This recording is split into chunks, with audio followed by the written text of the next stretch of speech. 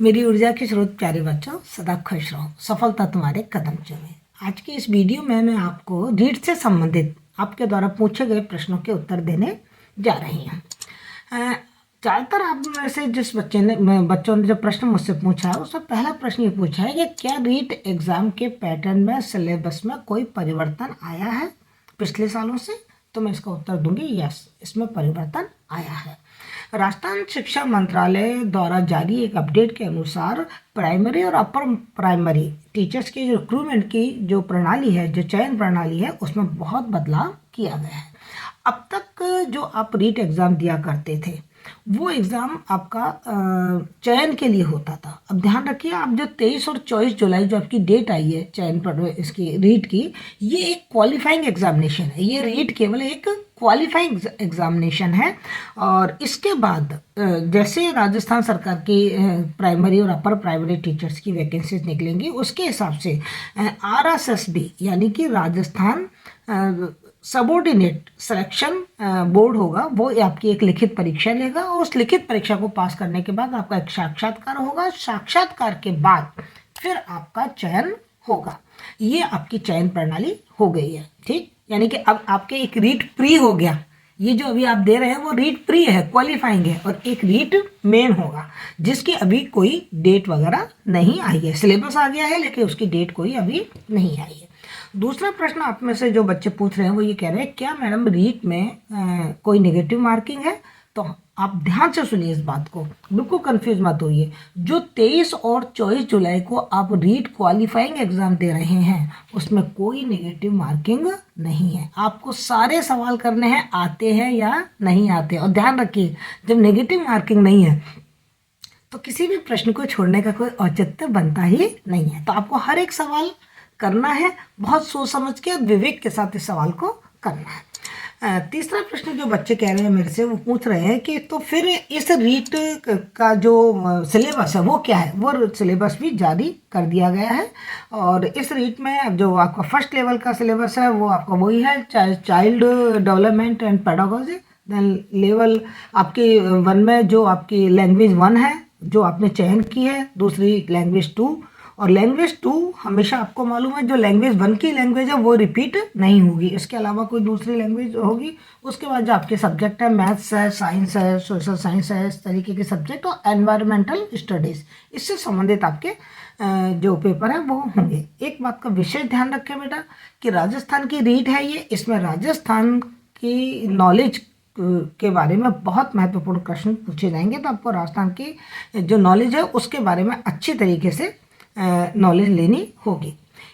उसके बाद जो बच्चे प्रश्न पूछ रहे हैं बहुत साधारण से प्रश्न है। इसकी जो अवधि है वो 2.5 घंटे की होगी और इसमें जो प्रश्न आएंगे वो 150 प्रश्न आएंगे। 150 नंबर का ही आपका ये पेपर होगा। इस रीट एग्ज़ाम को राजस्थान शिक्षा माध्यमिक बोर्ड आयोजित कराता है। वैसे आपको इससे कोई फ़र्क नहीं पड़ता इसका आयोजन कौन कर रहा है, तो राजस्थान की सरकार की कोई एजेंसी ही कर रही है, विशेषकर बोर्ड कर रही है। लेकिन यदि आपको ये मालूम पड़ जाता है कि राजस्थान माध्यमिक शिक्षा बोर्ड इसका आयोजन कर रहा है तो आप थोड़ा सा एक अंदाज़ा लगा सकते हैं कि हमारा जो सिलेबस होगा वो हमारा माध्यमिक और जो उच्च माध्यमिक है उसके लेवल का होगा। आपने जो माध्यमिक कक्षा में जो सब्जेक्ट पढ़े हैं, हिंदी जिस लेवल की पढ़ी है, इंग्लिश जिस लेवल की आपने पढ़ी है, सोशल स्टडीज़ जिस लेवल की पढ़ी है, साइंस और मैथ्स आपने जिस लेवल का पढ़ा है, एनवायरमेंटल स्टडीज़ आपने जिस लेवल की पढ़ी है, राजस्थान स्टडीज़ आपने जो पढ़ी है वो लेवल होगा। उससे बहुत ज़्यादा अलग लेवल में जाने की आपको ज़रूरत नहीं है और ना आपको ज़्यादा घबराने की आवश्यकता है। मैं आपको सच बता दूँ, इस समय ज़्यादातर लोग क्वेश्चन आपको सॉल्व करवा रहे हैं। मैं आपसे कहूँ केवल क्वेश्चन सॉल्व करेंगे, उसके पीछे के यदि सिद्धांत आपको नहीं आते होंगे, आपकी स्टडीज़ नहीं होगी तो आप कितने प्रश्न को रट पाएंगे। इसलिए बढ़िया यह है कि आप अपने उस सिलेबस को पढ़ें, पूरी अपनी नॉलेज को मजबूत बनाएं। केवल प्रश्न बेस्ड क्वेश्चन बेस्ड अपनी स्टडीज़ ना करें। पहले उसके पीछे जो फैक्ट हैं, जो तथ्य हैं, और वो कोई बहुत बड़ी चीज़ नहीं है। आप 10th और 12th में वो चीज़ पढ़कर आए हैं, उठा के देखिए। अब यदि जैसे मतलब शिक्षा प्रणाली में पेडागोजी वाली बात है तो आप कहाँ दूर जा रहे हैं। आपने STC की हुई है या आपने कोई BEd की हुई है, उसमें आपके पेपर था शिक्षण विद्या, तो उसमें से पढ़िए। यदि आपको पूरी, आप तो हनुमान बनिए ना, एक एक क्वेश्चन लेके क्यों चल रहे हैं, पूरे हनुमान बन जाइए, पूरे टॉपिक क्लियर कर लीजिए। यदि आपको टॉपिक क्लियर हो जाता तो प्रश्न को कोई सा भी कहीं से भी बने, आप हर प्रश्न का उत्तर देने के लिए समर्थ होंगे। हाँ, ये चीज़ जरूरी है कि आप कुछ मॉडल पेपर जरूर सॉल्व करें, जिससे कि आपका कॉन्फिडेंस बूस्ट हो, साथ ही आपको टाइम का अंदाजा हो कि हमको कितना टाइम लगाना है, कैसे क्वेश्चन आते हैं। उसके लिए एक मॉडल पेपर, 2 या 3 मॉडल पेपर आप जरूर सॉल्व करें, तो उससे आपका कॉन्फिडेंस बहुत ज़्यादा बढ़ेगा। तो प्रश्न जो होंगे वो सारे एमसीक्यू होंगे, मल्टीपल जो चॉइस के क्वेश्चन आते हैं, बहुविकल्पात्मक, इस तरीके के क्वेश्चन होंगे।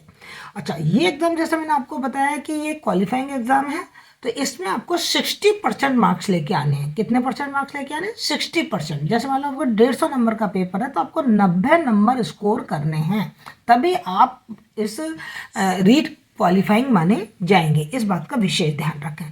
तो इसके मद्देनज़र रखते हुए आपको तैयारी ये करनी है कि कौन सा सब्जेक्ट आपका स्ट्रॉन्ग है, उस सब्जेक्ट पे आप ज़्यादा जोर दे दीजिए, क्योंकि उसके नंबर आप अधिक से अधिक प्राप्त कर सकते हैं। 60% जनरल के लिए है और 5% की छूट है जो SC है, ST है और OBC है, जो भी अपने रिजर्वेशन की जो प्रणाली है उसमें 5% की छूट है, उनको 55% मार्क्स चाहिए ही चाहिए। क्लियर? तो ये आपका एक क्वालिफाइंग एग्ज़ाम है।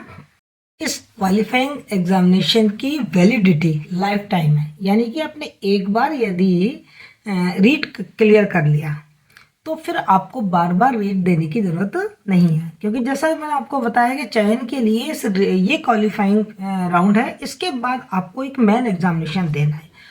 बाई चांस दुर्भाग्यवश आपका चयन नहीं हो पाता पहली बार में, तो दोबारा में आपको वो चयन पर एग्ज़ाम तो देना है, मतलब जो आपका मेन एग्जामिनेशन है रीट का वो तो देना है, लेकिन ये रीट क्वालिफाइंग आपको नहीं देना है। इसकी वैलिडिटी लाइफ टाइम है, मतलब एक ही बार आपको ये क्लियर करना है।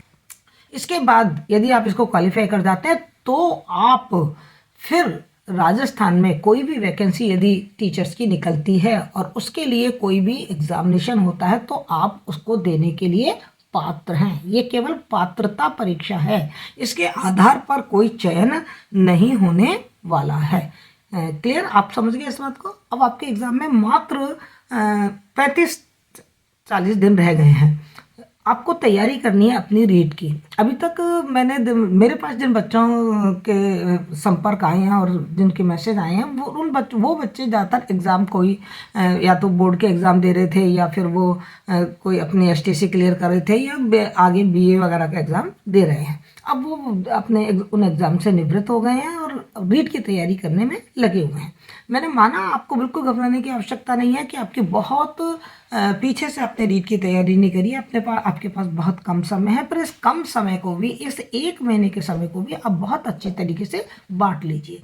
जैसे आपके 4 पेपर है, चारों पेपर के लिए आप एक दिन में चारों पेपर पढ़ेंगे। ये नहीं कि आपने एक दिन एक साथ एक पेपर तैयार कर लिया, दूसरे बाद दूसरा पेपर नहीं। आप एक ही दिन में अपने 4 पार्ट बना लीजिए, पढ़ाई के 4 स्लॉट बना लीजिए, और आपके जो 4 पेपर है उन स्लॉट में चारों पेपर कवर करते जाइए। जो जो आपका सिलेबस है उस सिलेबस में से अब आपके पास चयनात्मक स्टडी का समय है। सब मत पढ़िए, आप ये देखिए कि क्या कौन सी चीज़ आपकी बहुत अच्छी है, आप उन्हीं चीज़ों को पढ़ें, और कौन सी चीज़ ज़्यादा नंबर की आ रही है उन्हीं चीज़ों को पढ़ें और उन्हीं की ही प्रैक्टिस करें, लेकिन नॉलेज पूरी लेके जाएं। इस बात का ध्यान रखें। कोई बात नहीं, देर हो जाए, लेकिन कोई काम मजबूती के साथ होना चाहिए।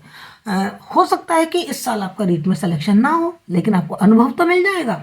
और यदि आपका सिलेक्शन नहीं होता तो मैं आपसे एक बात यही कहूँगी कि आपको शुरू से तैयारी करनी है। आप एग्जाम के 1 महीने या 1.5 महीने 2 महीने में तैयारी करने की चीज़ नहीं है।